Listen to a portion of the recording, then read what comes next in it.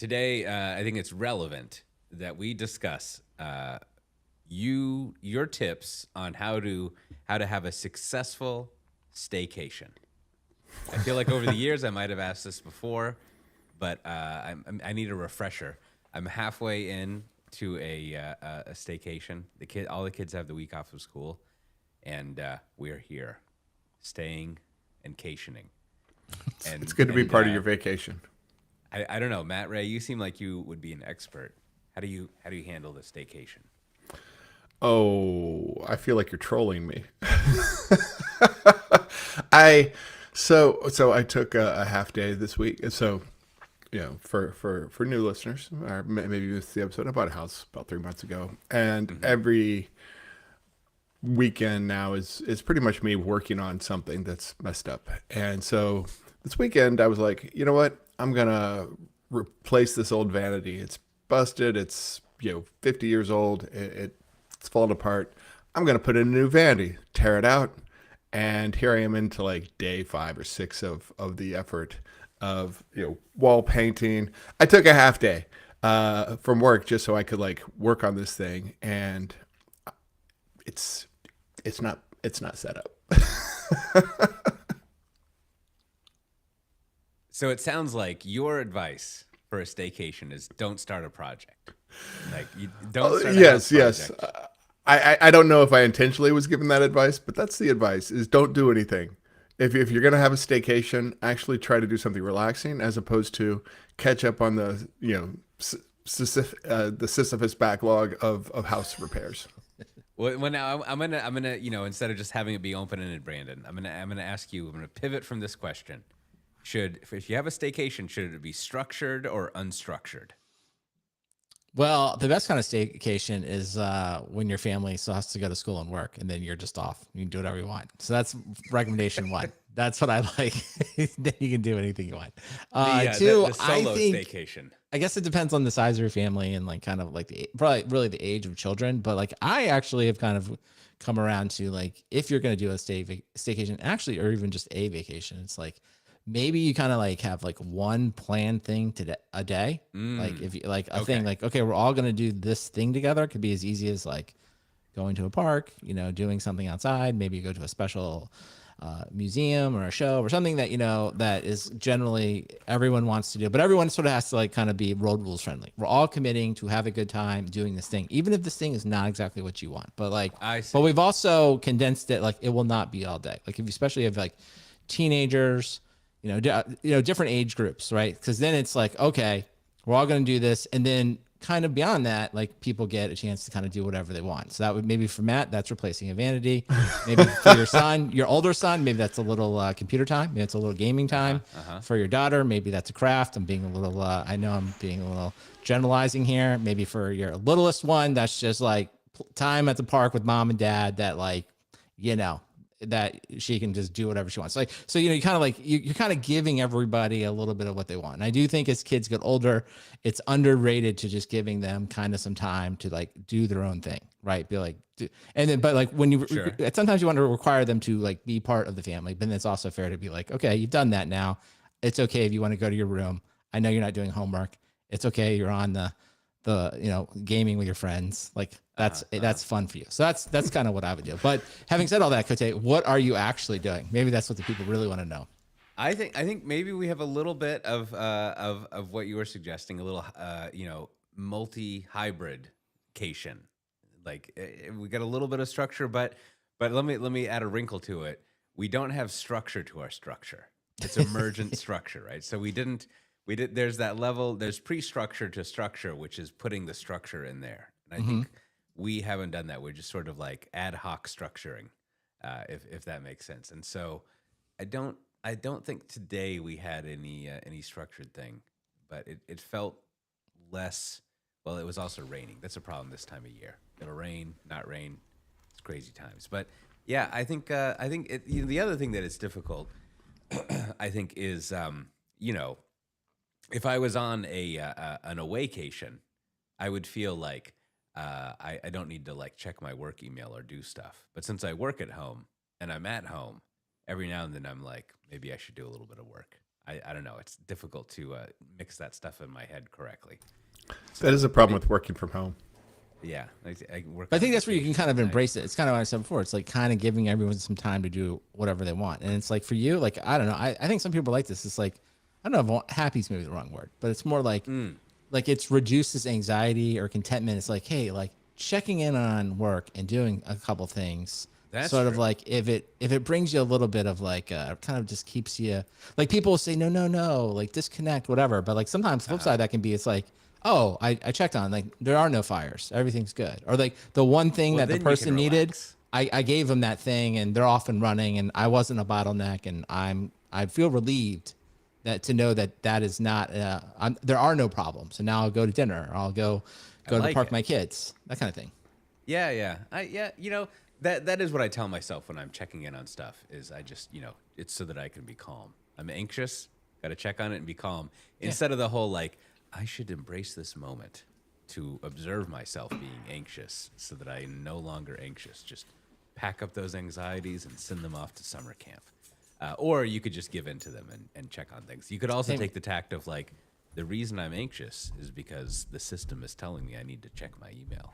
And It's true, but like it's also like I don't know. Sometimes you just want to eat the candy bar. It's like it's not the best choice for long term living, but like I don't know. It's Halloween, maybe don't eat them year round. But like I've been having a bunch of Halloween candy. I'm like, Yeah. it is what it is. It's almost the end of October. I'm gonna eat too much candy in the next 2 weeks.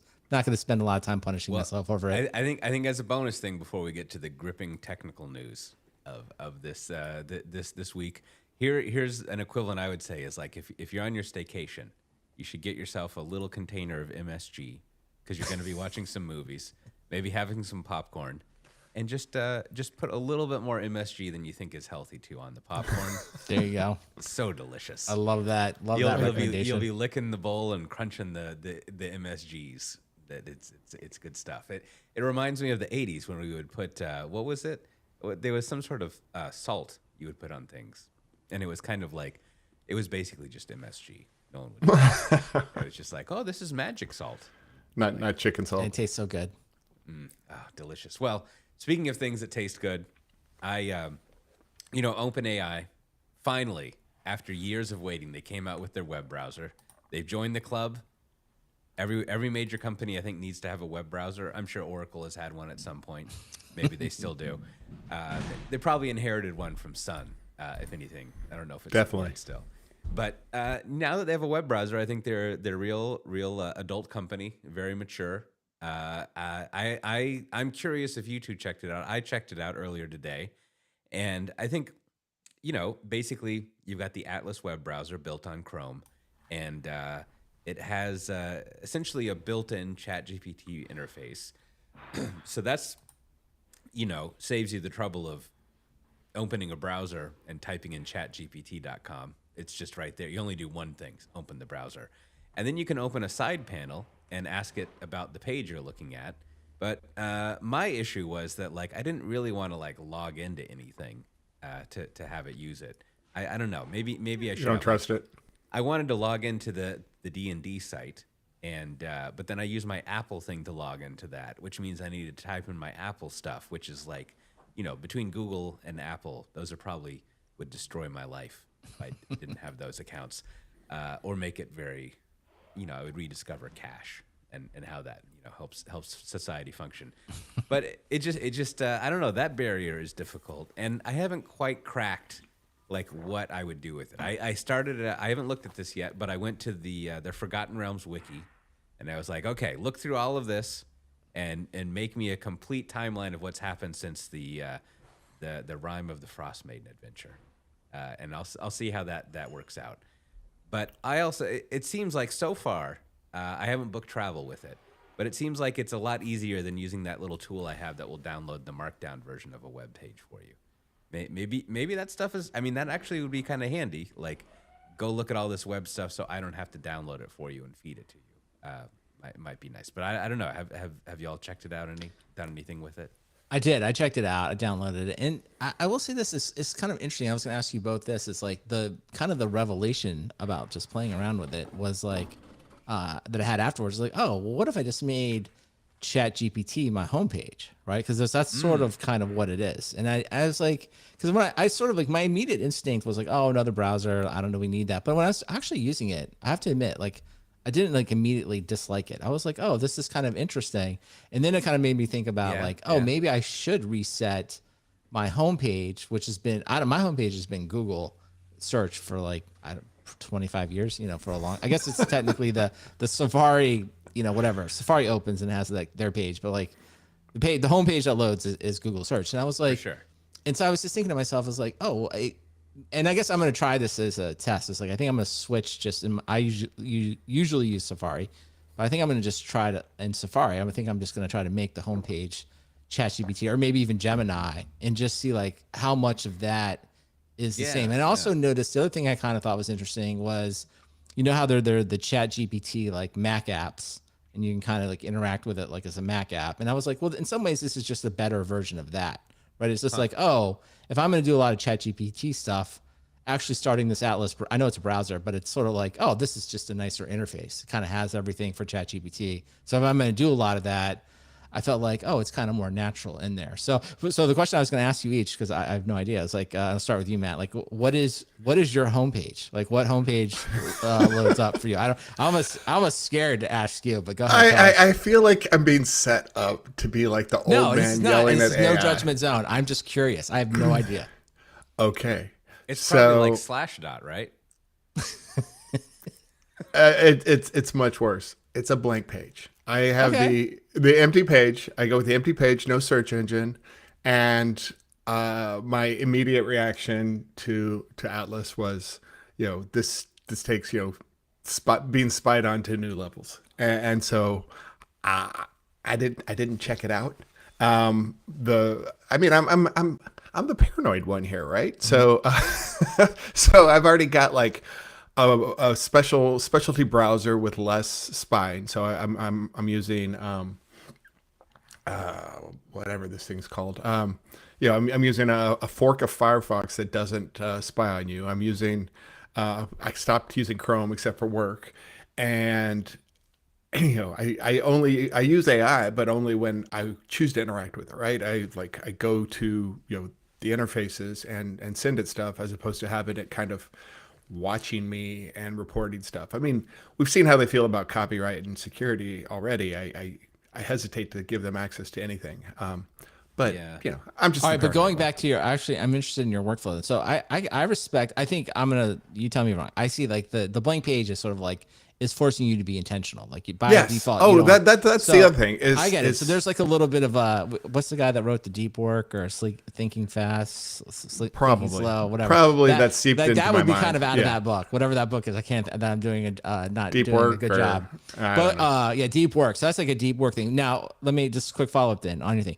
Is there a site you like? Are you always intentional? Like, okay, I'm doing work and I now need to open a bug or a Jira ticket. Or is there like a site you often go to? Like, you're like, yeah, it's usually a blank page, but then I usually go to this other site, like Google search or DuckDuckGo or something else. Yeah. I mean, I mean, I think DuckDuckGo is my search engine. It's fine. Okay, so you log in. Is it like 50% of the time do you go to like the same next page, or like is it just every time? Probably, yeah. Because I and is that DuckDuckGo or is that something else? Or is that like a work site? Like I go to there, I go to DuckDuckGo, I guess. Because if I just type something into the bar there, it goes to DuckDuckGo as a search. So all right, so your workflow is blank page. If you need to search, if you're going to a work thing, you go right to the work site, and if you need to search, you go DuckDuckGo. And I've got 5 permanent tabs, and like 2 of them are internal servers, so it doesn't matter. One's email, and the other 2 are Blue Sky and Mastodon that just kind of sit there. So okay, interesting. Everything else is tabs that I haven't closed that have been open forever, and so it's not a particularly all right. exciting. So you got workflow. it. All right, now Coté, I feel like I'm gonna make an entire podcast now. Just gonna be interview people. What do you do when you open your browser? Now, Coté, what is? I don't even know. Now I'm even asking the question wrong. Now Matt has taught me. Do you have a homepage, and if so, what is it? No, I have it blank too. I even turned off all the stuff. I use Safari. I turned off all the stuff in Safari that like tries to be helpful and show you stuff. Yeah, I just want like I don't need helpful. the blank. You know, when you open a tab, it's just it's just a blank. Well, I just opened it in Atlas. It's just a blank thing. And then if I need to search, to answer your question, Brandon, I go up to the address bar and I type something in there. Now, sometimes I want to do a reverse image search, and then I have to open up Google, which there's some weird things that happen there sometimes. But it took me a long time, just as a side note, it took me a long time to get over writing a search thing into what I feel like should only accept a proper URL bar from the old days. It makes me feel very Gotcha. bad. Gotcha. Okay. So, all right. So that makes sense. So it's basically blank page. If you're searching, you just go right to the address bar, do your search. And if you're if you're doing something else, you just type in the URL and go to your work sites or go to your. And then I have a lot of bookmarks in my toolbar for just all the email and work shit and all that. And then also, I directly link to all of the notifications for the social stuff, so I can make myself upset every 3 minutes that no one has liked my So you can content. keep yourself in a constant. Are any of the AI sites like OpenAI, are any of them bookmarks? Oh yeah, for sure. I have them as not only folders in my bookmarks, but actual just direct links there. Okay, so you can get there quick. So you're just your blank page, and then Matt, I assume no AI is a bookmark. It sounds like you're probably not a bookmark person, Matt. I don't know. I judge you, Matt. Tell me. You have three. You said you have three. So I've got a work browser and a personal browser, right? They're actually on separate laptops, but the work browser is Chrome. Bookmark bar, I actually use it heavily because different customers go in different folders, and the bookmarks that you see exposed on my bookmark bar is like customers, so it's a folder, so you can't see who's in there. World Time Buddy, because I spend so much time like scheduling stuff, Yep. And then the other ones are just like Wiz being a SaaS, the website, and then another one for the demo site that has everything turned on, and then Docs. But Wiz has a bunch of AI built into it, so I spend a fair amount of time interacting with like Wiz's AI, in the Docs, in the browser, or in the app. Everything else is like app based. Yeah. So I was gonna say, so what I'm learning here, it sounds like I'm the odd person out here. I need to go to the blank page. I'll have to look into this afterwards. So maybe I'll experiment. I'll experiment with blank page, and I'll experiment with maybe making some of the AIs my homepage. Because I guess, I don't know. You're right. Like Google, there's really no reason it needs to be the homepage. It's obviously there in the search bar. You just like type it in. So maybe that's redundant to what you both have. But I'll invite the listeners. Now I'm curious. Like and the listeners, either send us an email, at questions@softwaredefinedtalk.com, or just in the chat. Tell me what your homepage is. If enough people do it, I'll try to like anonymize it, and like I'm wondering what it will be. Maybe it's mostly blank pages. This is news to me. I hadn't really thought about it, but I like it. I'm intrigued by your idea of you have opening up ChatGPT or whatever as your not your default. Well, it could be your default thing, but as the first thing that you go to, just like you would be typing in an address bar. That's interesting. I was trying to explore Atlas some more, but I realized that they don't. Of course, the AI people hate Europe, and so. Well, they do have one thing that they do have is you can use the Chrome extensions that exist, and that was nice because then I could do 1Password. That's basically the first thing is you have to start logging into sites. Of course, using a new browser. So that I thought was pretty interesting. I will say some real time feedback. As we're recording this episode, people are starting to report on various like security problems with Atlas. So I don't know, Matt. Maybe it's your world. I think it is probably like a little bit like. Maybe be a little careful in there.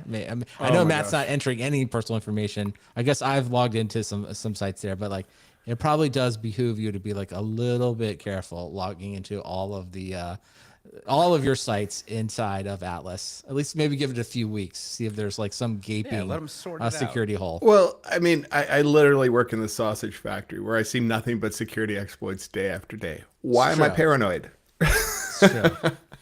Well, I don't know. I mean, it also too, like, we always say this kind of stuff, but it's always like, it's built on Chrome or built on Chromium. I don't know which is which anymore. But I guess the question is just like, are they on top of like all the security exploits? Are they putting, I mean, that's like the hardest part of like, I think shipping a browser is not actually building the browser. It's actually, are you committed to like keeping this thing up to date with like the millions of patches that seem to go on all the yeah. time. That is a hard task. I don't envy anyone trying to do that.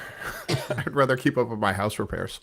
Well, Now, you what know, about this though? What do we think? I do, we've been talking about this a lot. It's like, okay, so like clearly ChatGPT or OpenAI is going for it. They need to make $1 trillion. So it makes perfect sense to me why they're like, yep, we're launching a browser. all. Hopefully it's going to be as big as Chrome. Like, I think that's I thought it was a good business strategy. Like if you're going to do everything, See, might but I as well don't. start with that. I'm the skeptic because the big threat to Google has been like, oh, people will use AI not to see ads. So what is OpenAI monetizing if not ads? Well, I think they will eventually have ads. I just think it's sort of step one. Why do I need ads? I mean, like the whole point of the AI is to I don't know. skip I know the middleman. you don't need ads. I think OpenAI needs money, and they're going to have to show ads to get money. And I think, and it does make sense to me. They're like, yeah, we have let's say they have 700 million users. Like, hey, we have 700 million users. Maybe we can get a few million using this browser, and that'll be another way for us to like show ads, start building and then they search incentify business. it, and it sucks, right? But I just think though, like if you signed up for making $1 trillion, you're gonna have to do. Oh, I no, mean, no, no, no, At some no. point, like you're doing what you said what you wanted to do. You got to do it. Hey, me and Ed Zetron are here on the hater boat, and it's I don't see them making $1 trillion in 5 years. Mark this episode. We'll revisit this in 5 years, and it's going to be like, Right. I understand but if you had to, the logic. I just like I always think. Oh, of, no, like, no, no, no. reasonable They've dug people- themselves an amazing hole, and I think. But if I was in the hole, I'd be like, yeah, let's build a browser. I would be like, that's this why could they're be doing one of many everything. things. That's why they're doing everything. They're like, sure, browser, yeah, ads. How about some coding bots? Sure. Erotica, yeah, let's do that. Anything that could possibly pay a bill, they're going to try. All right, well, maybe Coté, what do you think? What's your take? What's your business strategy? You're in the OpenAI business meeting. We're like, hey, we should do a browser. Are you greenlighting this? Or are you like, no, that's a waste of time? I think if the theory is that they're going to be one of these everything apps that people use all the time, day to day, then sure, you have a browser in case like, I don't think there's direct business from a browser unless you have like Apple paying you or the other way around, Google paying you to have them be the To show search ads. bar. Yeah.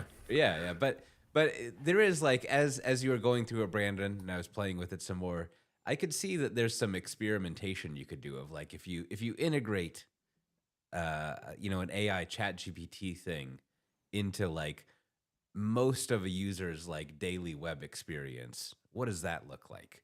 And so because you're running it in a browser, you can to Matt's point, do anything you want and see everything. And so now you can be kind of just expanded into huge parts of the user's life and see what they're doing. Well, also contrast it. Like, I guess we use in my real job, we use all the Microsoft tools, and but Copilot, at least my interaction with it is sort of like it's just in this little tab by itself. It just sits off there, and it's not. And I kind of I was like, well, I'm like, all right, well, if we're gonna do this, like integrate it into the app, like be kind of everywhere. I want to see what you want me to do. And right now, it's just like, oh, I got to remember to click on it, and like it doesn't feel like they're not willing to like redesign the app around the AI, which I think is probably makes sense. But that's why I think it's kind of interesting with OpenAI. Is like, yeah, we'll build the entire thing around AI. So I'm like, that was sort of like I was I'm postponing whether I like it or I just like I want to like use it more. But like I was letting that wash over me. Like, oh, what is it like that the AI's all over this browser? Is it better or is it worse? Now, the first thing I used, I think this was the first thing it kind of failed at, and most all of the AIs fail at this, probably because they're being oddly enough polite. But like I went to a YouTube page and I was like, give me the transcript of this, and it like sits there and it's like, oh, I can't do that. And then I said, okay, download the SRT file, the subtitle file. And it's like, here's a site to do that for you. And I said, okay, well, can you do that for me?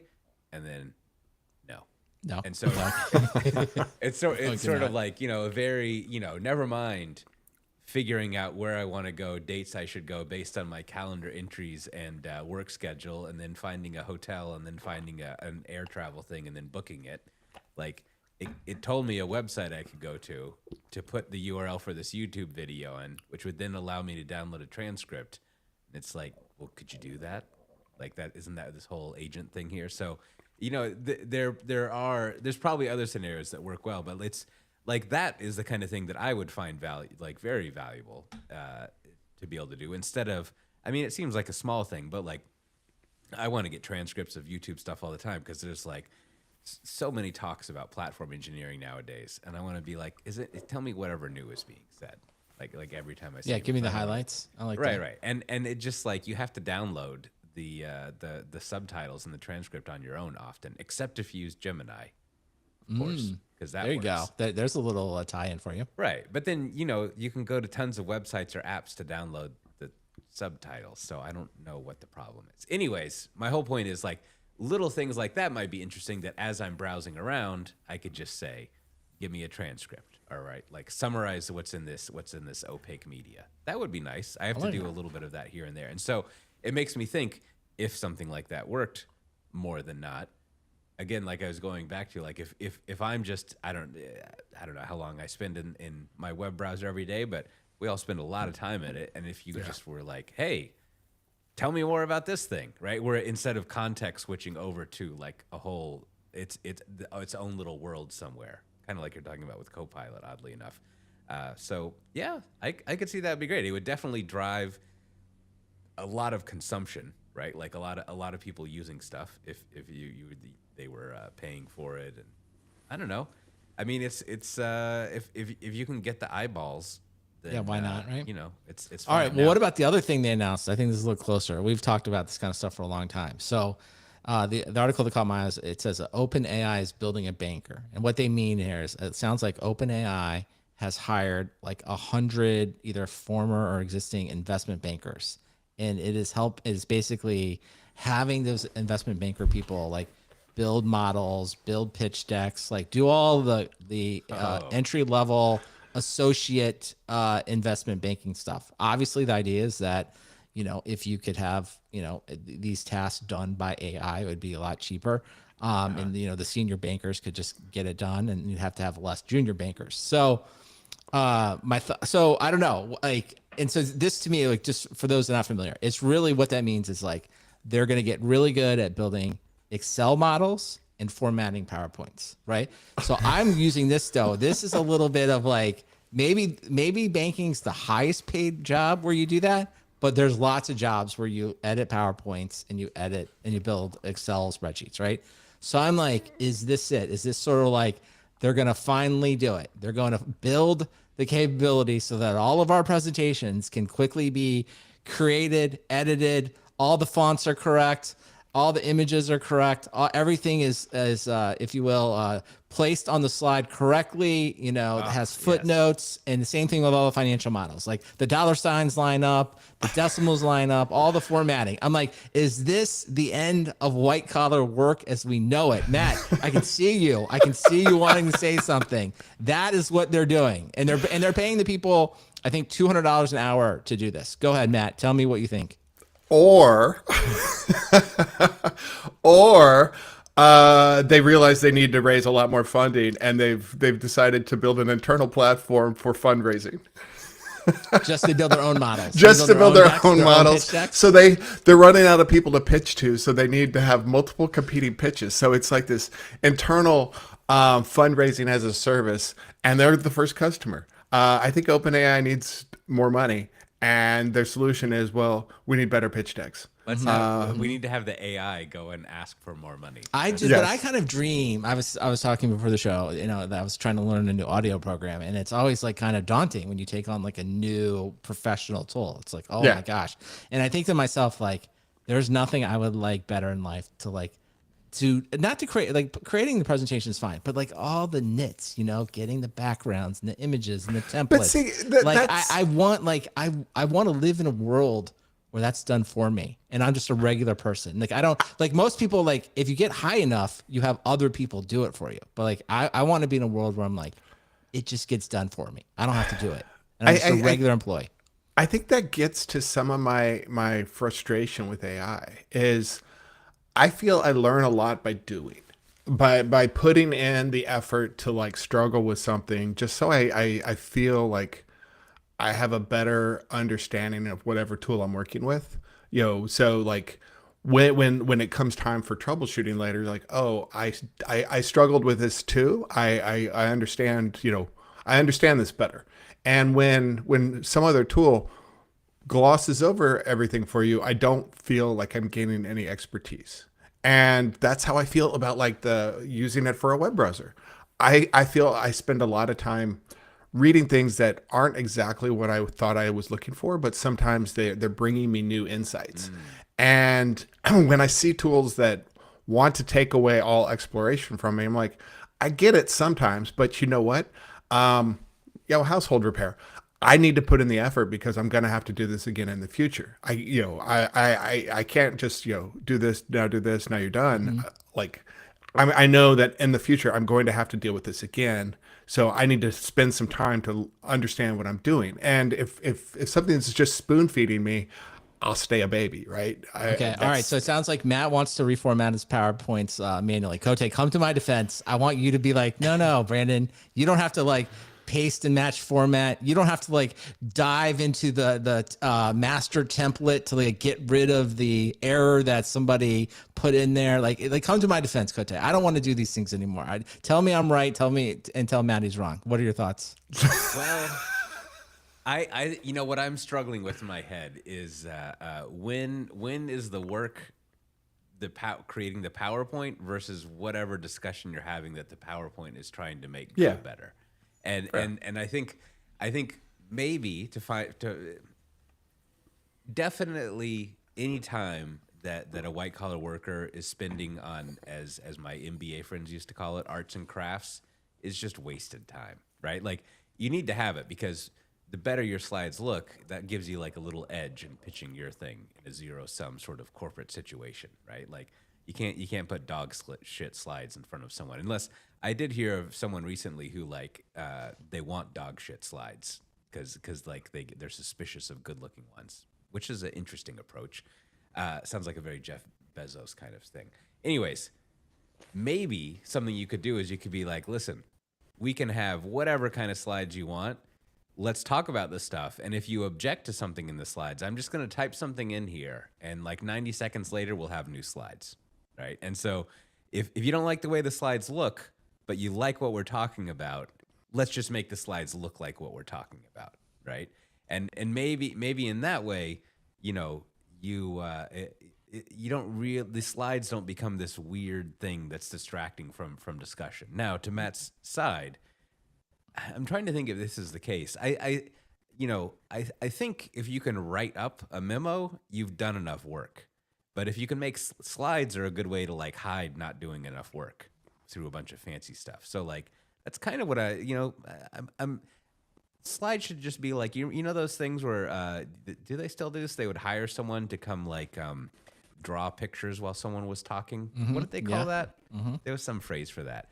Maybe that's what we need to have slides. Slides will just be kind of like this kind of corporate video going on in the background as people are talking. Just how I think your phrase there, I guess that's what I'm really honing in on. I'm going to steal your phrase. I think I've heard it before, but I think it'll stay with me. It's arts and crafts. Like that's what I'm talking about. And I think like writing is a good example of like I find this to be true. It's like maybe you get something out and you feel like all of the work is in there, right? And before, quote unquote, before OpenAI, like if you were lucky enough, maybe you had a comms team or you had someone that would like proofread your work or like edit it a little bit for you. I'm just talking about internal stuff. And I think to myself, it's great that AI can do that. Like if I've kind of gotten all my ideas in there, but it can sharpen it. And it can also like, if the company has a format standard or like a, style guide, if it can help me like apply that stuff, I just hate that kind of stuff. So I'm like, I really want to, and this idea of like, it's not so much I want to do the whole PowerPoint, but it's like when I got all my thoughts in the PowerPoint, I want it to now go through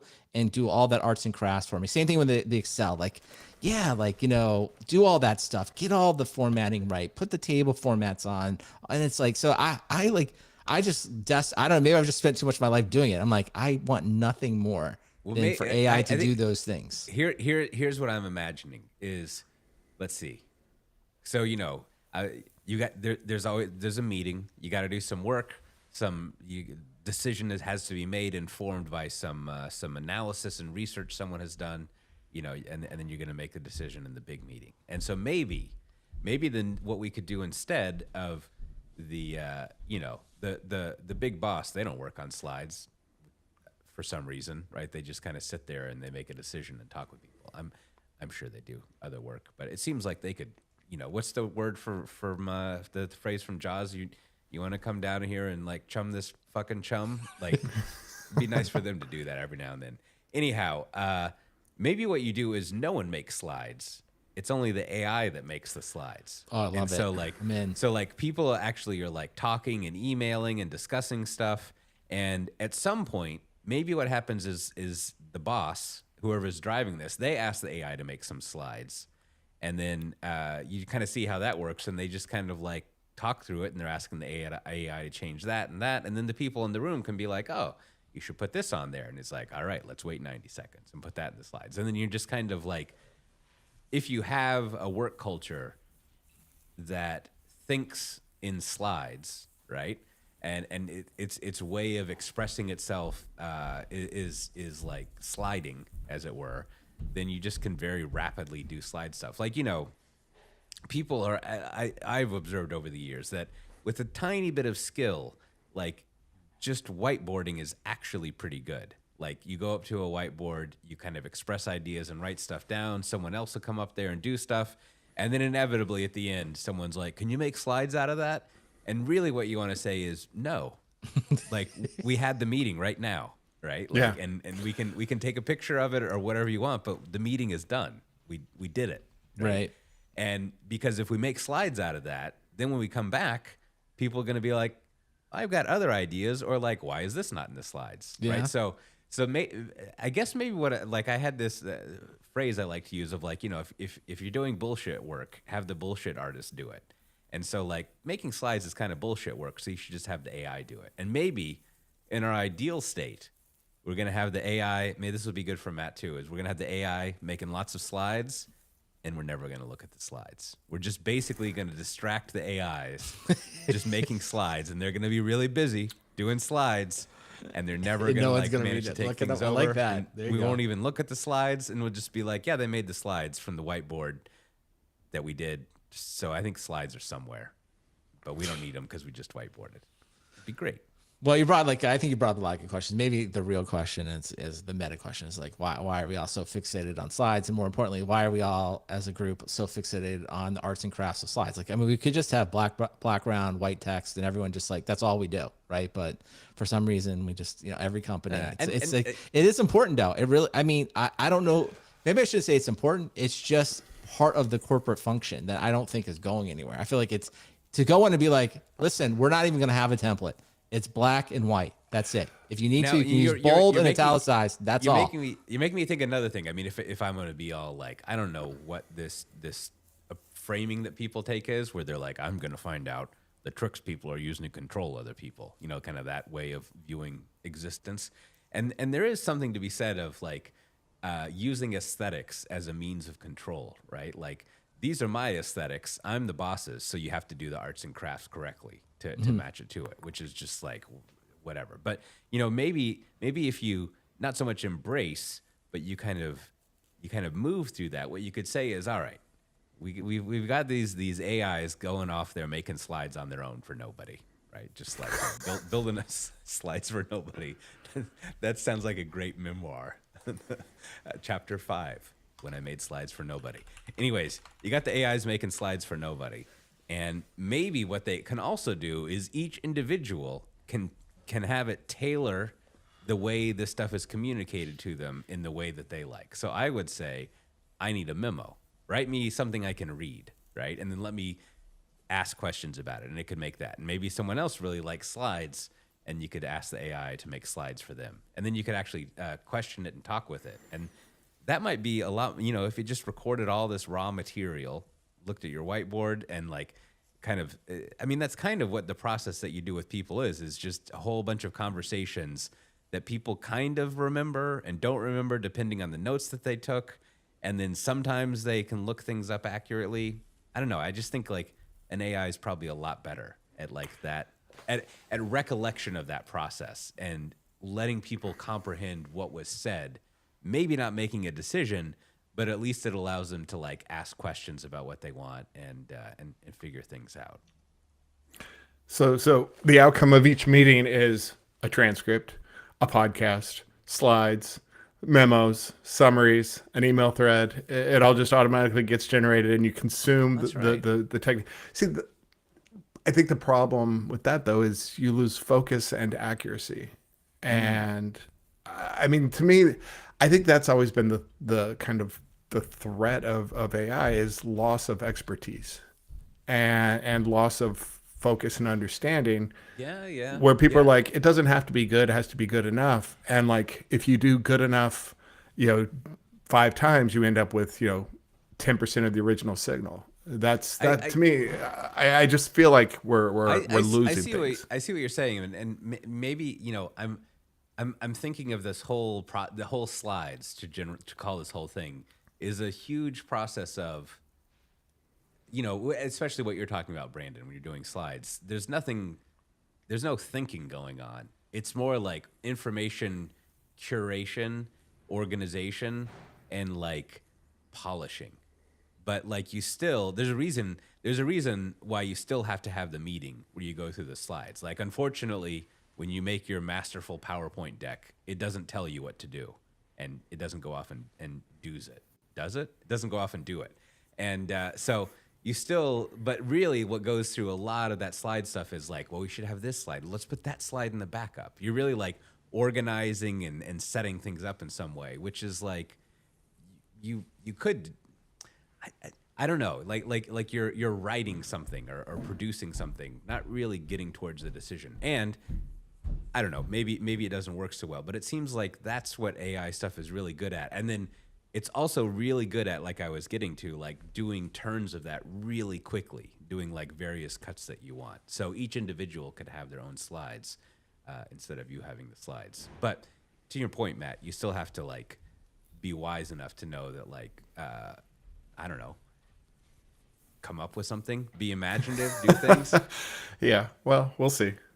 Yeah. Well, in another area, here's I've been spending more time with the Claude stuff, Anthropic, and I was realizing in doing this that they have been putting out a lot of features. They're almost like, maybe not even almost. They have more features, I think, and more functionality than the ChatGPT people do, which I guess is what you have to do if you're number 2, right? You've got to like out feature someone. But they launched this thing called Claude Skills or Claude Agent Skills. And, first, to be negative about it, for as much documentation as they've written on it, it's a little inscrutable about how it actually works, but that's fine. But it's to give a quick overview, there's kind of two levels and one very important thing to it. One is it's basic. The simplest thing is it's like custom instructions that you might give to it. Like you can write this thing called a skill.md, a skill markdown file, and you basically can give it a recipe for how to do things. Like I made one for my role playing stuff, which is like you've got a directory of images of playing cards.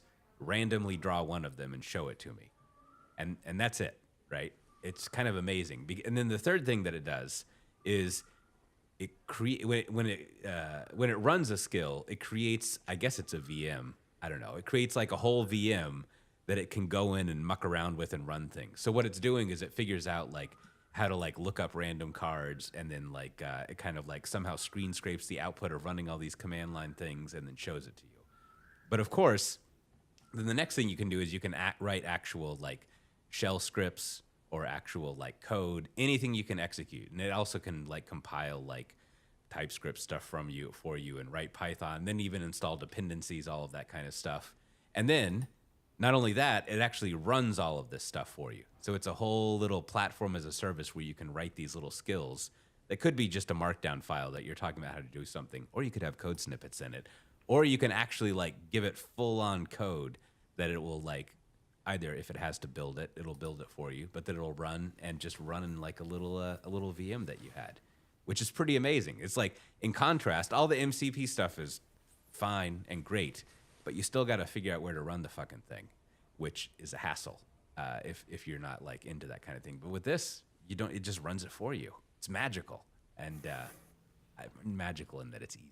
So have you done something with it that like that is, I don't know, that's helped you? Like it's some kind of Well, you or know, is it just played around with it? my use case is all my role playing stuff. So I didn't do anything very complicated. I just made a dice roller, of course, that works with it, and then also several of these like random tables that you look things up on. Nothing very complex at all, but like, yeah, it's actually, this will sound kind of silly, but the great thing about it is well, it's not silly, is I don't have to figure out where to run it. Like I've been trying to figure out for maybe over, I guess, almost a year now, like where I would run these MCP things, and it's not easy.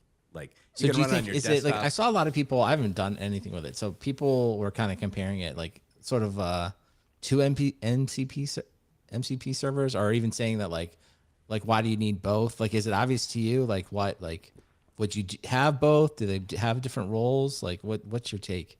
Well, I think so. One of the main things you don't get is persistence. You don't really know how long this VM is going to last, and you also don't get a lot of network connections. Like you only get network connections to well-known repos. You can't really connect to other things. I don't know. It's really weird. Not weird, but it's unspecified. But I think it's kind of like it's like a public versus private cloud conversation. It's like if you want to have maximal control over everything, you would do an MCP thing, right? Because Okay. you basically can do whatever you want. Whereas if you want to accept like the sandbox and the platform of doing a skill thing, you write a skill. And you may not be able to do everything. It's also not a long-running process. Like, you know, you don't really have, it's basically just like running command line stuff and getting the output from it. That's pretty much what a skill does. But Okay. the other thing that's different is that document is like you have that markdown file. You have a big document, and it's kind of the equivalent of like if you were to sit down. You've probably done this a lot more than maybe even Matt and I, Brandon, in your using cursor stuff. That document is similar to like if you're in a chat session, you're like, hey, here's what we're gonna do, and you can just like explain whatever you want in that big document and do this step and do this one.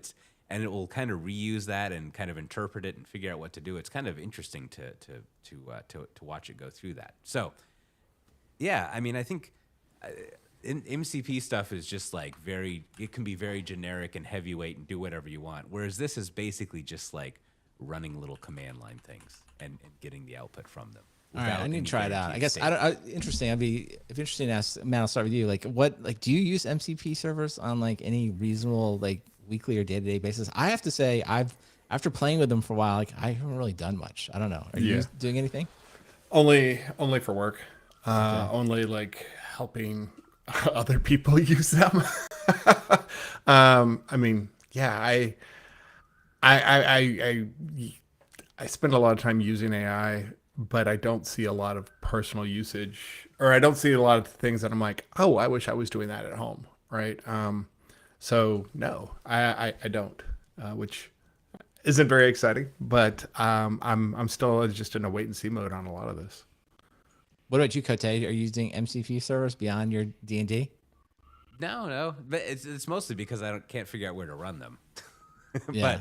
But now we do some stuff in Tanzu Land that like is some of the. I don't think it's definitely not like an official GA thing, or it's just stuff that individuals do. But there is like, I was suspicious of this kind of use case, but there is some utility of just like write an MCP thing, which also you could do with one of these Claude skills if done. Anyways, this will highlight the difference. It's like you can write an MCP thing, obviously, that just like calls to the like Cloud Foundry API to like check on the status of things and deploy things. Basically, just like do all of the stuff that you would do from the command line interface through an API. I mean, the command line interface just calls the API, whatever. So you can wrap an MCP thing around that, and like that is actually really interesting if you see demos of people going through that and checking on things and deploying stuff, all of that. So like that seems pretty practical, just as a new interface for like a big platform that you have. Now, in contrast, this isn't a good way of saying the difference is like you couldn't really do that with the Claude skill because Cloud Foundry doesn't run in that weird little VM that it creates, right? Like if you want to access anything outside of that VM, you can't really do anything with it. Like is the difficulty. So MCP is just like it does whatever you want, like accessed outside of that sandbox VM. But yeah, I mean, I think, and I could also see that having like an MCP server, basically if you wanted to chat with something, like I've never successfully gotten whatever Homebridge to work consistently, Right. but I could see that if you added an MCP server to that, it would probably be really good at figuring out like all the stuff that we've asked Alexa and Siri to do for a while. We could just be like, hey, when it's like 72 degrees outside and the temperature thing on the HomePod in the bathroom is like, 68. Can you turn the heater on in the living room? And like that kind of stuff, if you were to yell that out to Alexa or Siri, they would be like, they would start playing like some Korean music or something. They would definitely not do that. That's for sure. But like, and you'll see this if you do a skill, right? So like that kind of thing, like MCP does this, but like giving like the AI just like, here's the API for my Homebridge thing, and you understand how that works. Now I want you to figure out the sequence of commands that you would do to turn the heater on because I'm cold, right? And like that's the kind of thing that like a lot of utility with MCP stuff, and also the skill stuff if it works in its constrained thing, like I think would be very useful. All right, I like Do it. I I'll do check it? it out. No. But, Yeah, no, I'll check. I just think, I mean, my feeling right now, and I'd love for listeners can write in and tell us what they're doing, but like, it's just like MCP, like interesting concept, but not widely used, at least by like tons of people. Like maybe there's like it's being used internally for some stuff, but like I don't know. It feels like it's like it's the beginning of a good idea that's maybe too complicated or something's off about it, and maybe I'll play with Claude Skills. Maybe Claude Skills is the next thing, or maybe there's like even something different. Like it needs to just be a little bit simpler. To your and in an odd way to your point, Brandon. The other thing I was thinking as I was using this is, well, here's something that happened today. Is I wanted it. So I did write a whole skill that was like when you're playing your role playing, it has a terrible memory. So I'm always trying to come up with some way of like, how can I have it create a journal that it has memory so it can go look at? And I've come up with all sorts of schemes. And I came up with one with the skill thing that's pretty good. It just stores little important things in a JSON file about all the elements and nodes in your D&D setting. Whatever. Very exciting. You can analogize that to an enterprise thing situation. You just want to save context and memories. So I made that whole system. And then earlier today, I went into Claude and I keep all of my little play sessions in a project. And I said, hey, do you know what happened in the other chat sessions in this project? And it did. And so I said, okay. So I've had like 5 gameplay sessions in like all of these, I don't know, let's say 6. I'm kind of making this up. I've played 3 adventures in 7 chat sessions in this project. Can you write a summary of everything that happened? And it did a pretty good job. So like my point being that like, even though that the Anthropic people have now, remember that word we used to use, obviated? They've obviated my need to write a skill or a tool to give memory to kind of track all this DM stuff, because they do it just fine, right? Like now it's just built in there. So they are writing these skills and these MCP things, right? Like anytime you like scan a PDF or do this stuff, like, and the when you use Claude, it actually shows you using these skills and it'll tell you about it. Like you can ask it. Apparently there's like a conversation search skill, and that's what it used. And so it told me about it. So they're putting little skills in there, and it's more of a question of like, so what skills don't exist that you would want to add? I see. So they're kind of using them, and as they use them, they roll them out, and then maybe more and more people do it. So, all right. So that's some homework then.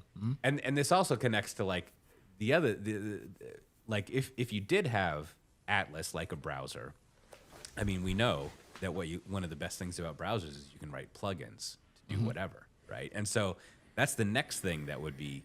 That's where like this skill thing would come into play, is like, so if I've got like the Chat GPT browser, now I want to write like little bits of code that like the AI will call to do stuff with my web page. For example, download all the transcripts for the YouTube video. Exactly. And like there you go. And there you have I'm just going to write one. There you go. You've closed the loop.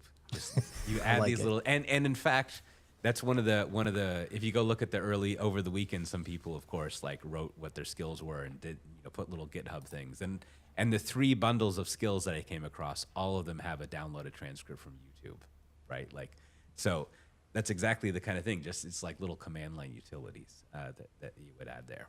So thrilling times. Now, speaking of thrilling times, I also there was some OpenStack coverage, and I asked both of the AIs to do some thorough reports on why OpenStack isn't like a huge success. I think they came up with some pretty good answers, which I probably won't go over here. But that's what you should do. You should go to your Claudes and your Chat GPTs and ask them for some OpenStack analysis, because I think they were actually pretty good. They came up with some new some answers. You should ask them, say like, even though Walmart uses tons of OpenStack, several banks use lots of OpenStack, CERN, whatever, good for them.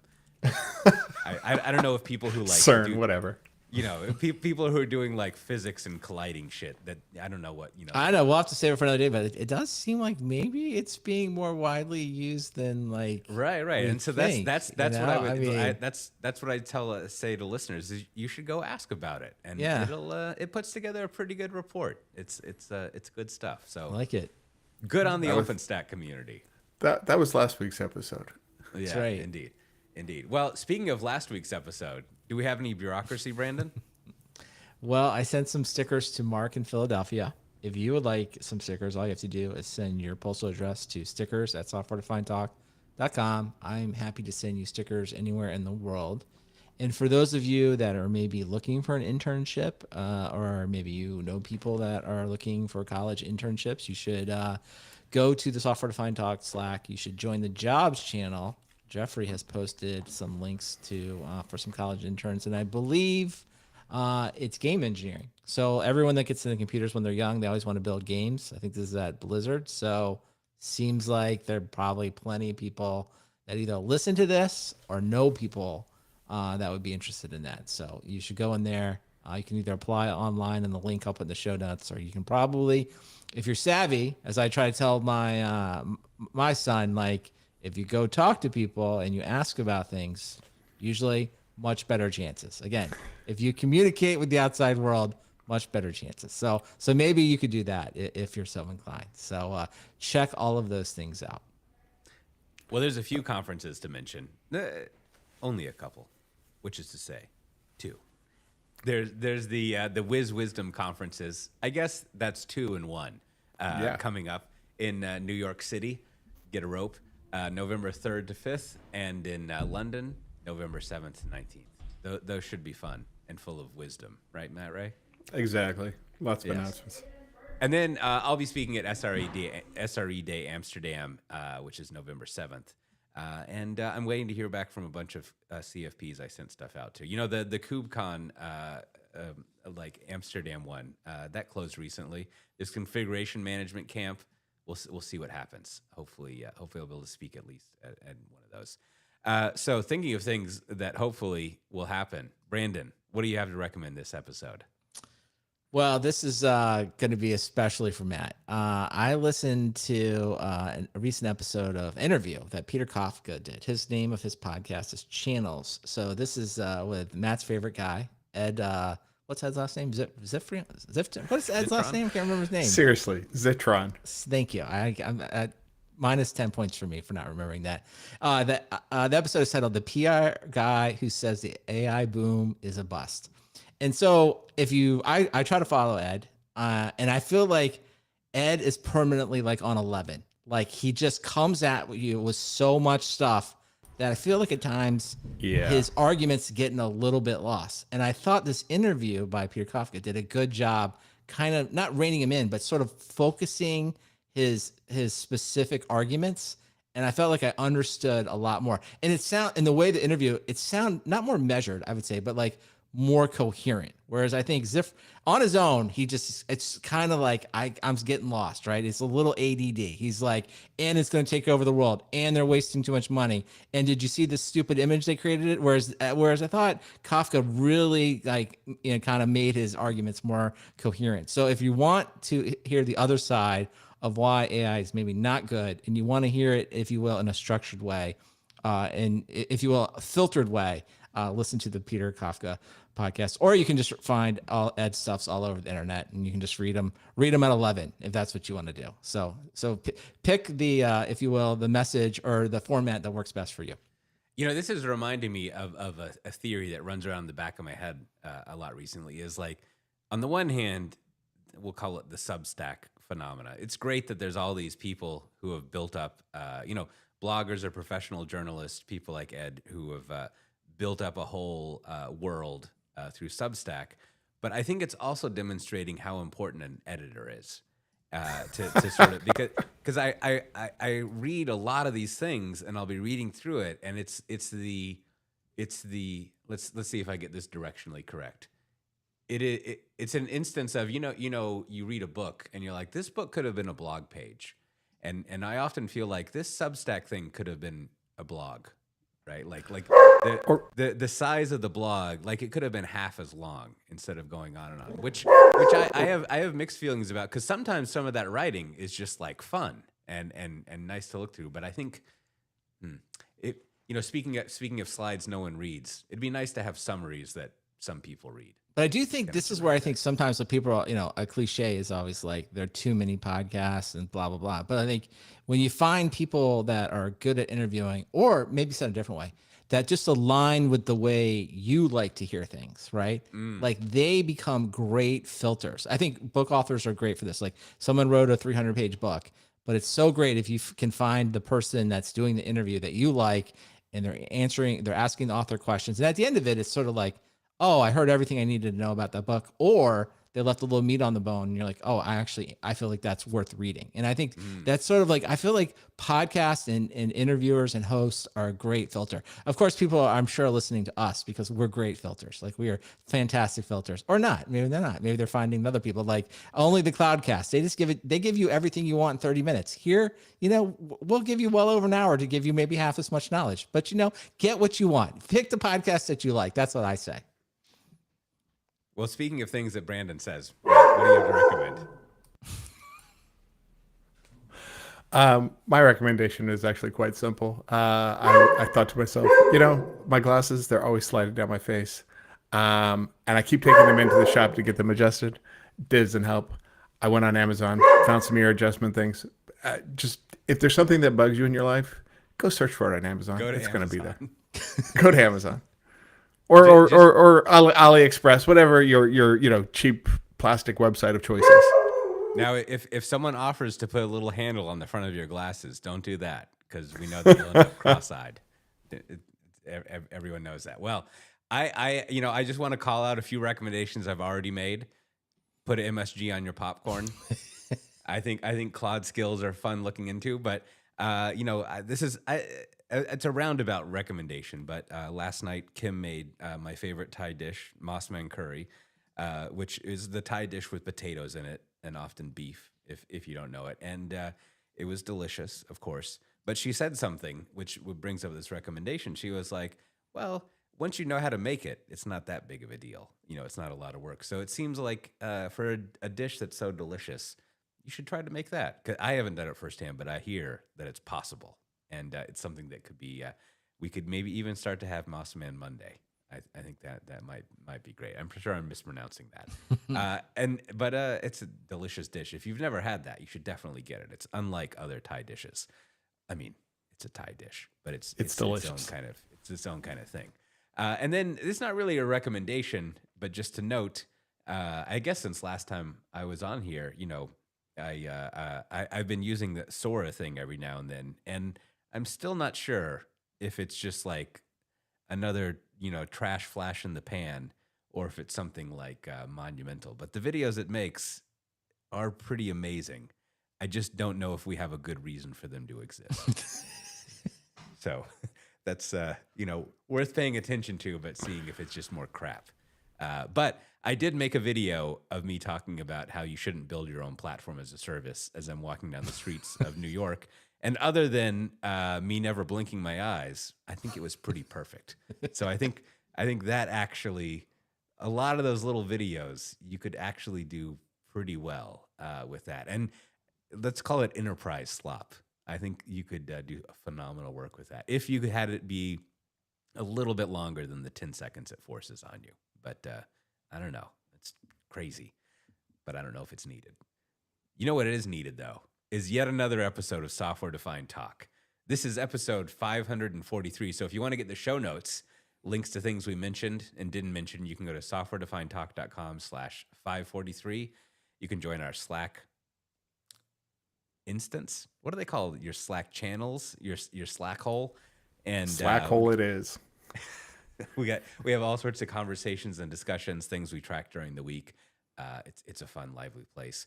And if you haven't checked out our other podcast, Software Defined Interviews, you should definitely check that out. If you're into blogging or the indie blog, the current episode is Whitney and I interview Manton Reese, a fellow Austinite, and it's great. We talk about all sorts of stuff. We've got a fun one coming up next week with another fun UK person.